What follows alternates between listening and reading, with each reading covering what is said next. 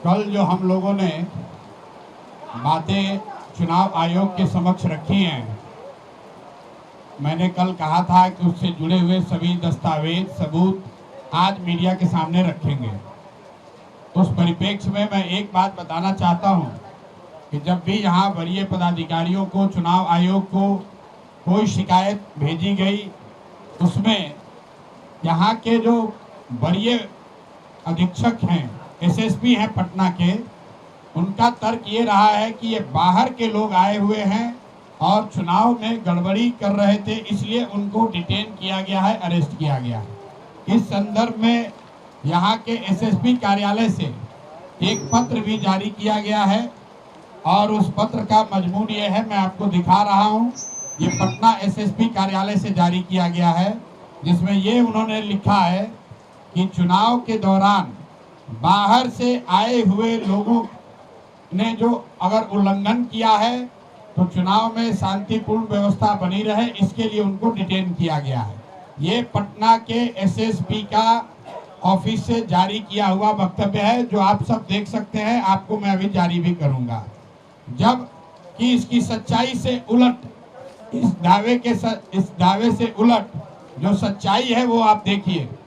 Total 50 से ज्यादा लोग अरेस्ट किए गए हैं और उसमें से ज्यादातर लोग पटना के लोकल लोग हैं, जिनके घरों में घुसकर पुलिस ने दबिश दिया है।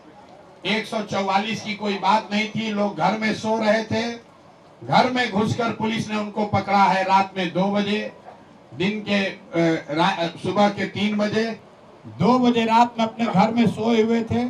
इसका मतलब है कोई 144 का उल्लंघन नहीं कर रहे थे, स्थानीय थे, स्थानीय बांकीपुर के मतदाता हैं। किस अधिकार से पुलिस इनके घर गई, इनको अरेस्ट किया, पूरे दिन तक घुमाते रहे और कल चुनाव खत्म होने के 1 घंटा पहले इनसे मतदान कराकर तब इनको छोड़ा है। ये एक केस है। एसएसपी दावा कर रहे हैं कि हम सिर्फ बाहर के लोगों को अरेस्ट कर रहे थे। एसएसपी का दावा है कि 144 का उल्लंघन हो रहा था। तो एसएसपी महोदय ये बताएं कि घर में सोया हुआ आदमी 140 का उल्लंघन कैसे कर रहा था। ये नई कानून और नई कानून का डेफिनेशन ये बिहार में देने की कोशिश कर रहे हैं। नवल बाबू अकेले नहीं हैं, मैं आपको दूसरा केस बता रहा हूँ। बगल में हमारी महिला एक बैठी हुई हैं, इनके बहनोई हैं, डिप्टी कलेक्टर हैं।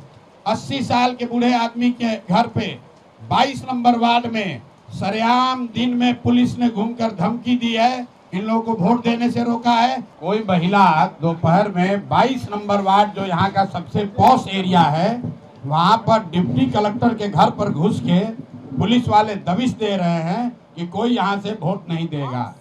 और जब मैं वहां पहुंचा हूं तो वहां पर वो आदमी भाग गया था, सीनियर जो अफसर था भाग गया था। दूसरा एक दरोगा मिला जिसका नेम प्लेट गायब था।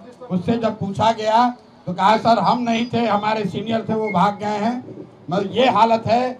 और उसके बाद वहां बीजेपी के गुंडों ने, मुन्ना जी और रामबली जी हमारे साथ थे, इन लोग के साथ बदतमीजी करने की कोशिश की। ये सिर्फ 2 एग्जाम्पल है।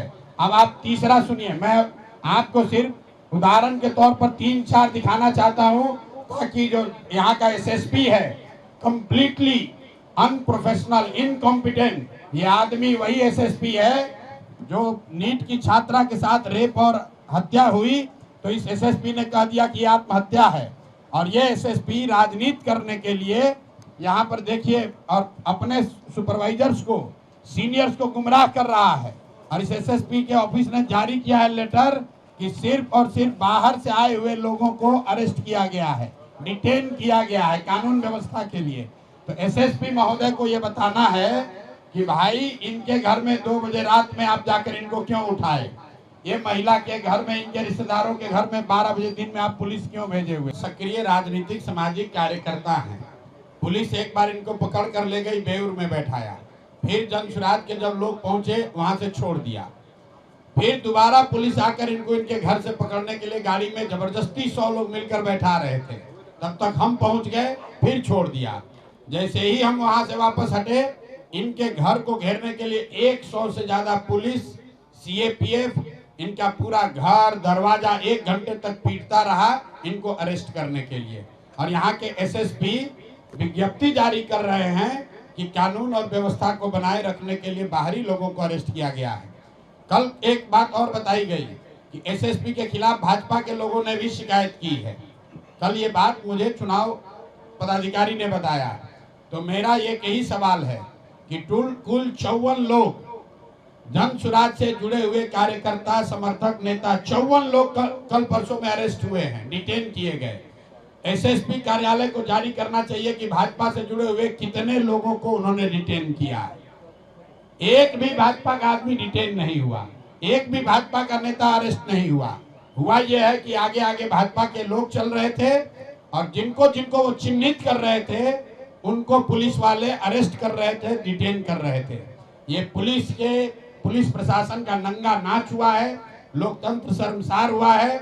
और हम लोग बिहार के ही हैं, आप सब बिहार के पत्रकार हैं। 20 वर्ष का नीतीश कुमार के राज में इस तरह का प्रशासन और पुलिस का दुरुपयोग हम लोगों ने कहीं नहीं देखा है। मैं ये भी आपको बताना चाह रहा हूं कि जो ऑब्जर्वर आए हैं इलेक्शन कमीशन के, उन्होंने पूरे टाइम फोन उठाया है। जो यहाँ पर डीएम हैं कुंदन जी, 100 बार फोन हम लोगों ने किया है, 100 बार फोन उठाया है। लेकिन एकमात्र एसएसपी है जिसने किसी का फोन नहीं उठाया, कोई जवाब नहीं दिया, किसी को कोई इंस्ट्रक्शन नहीं दिया।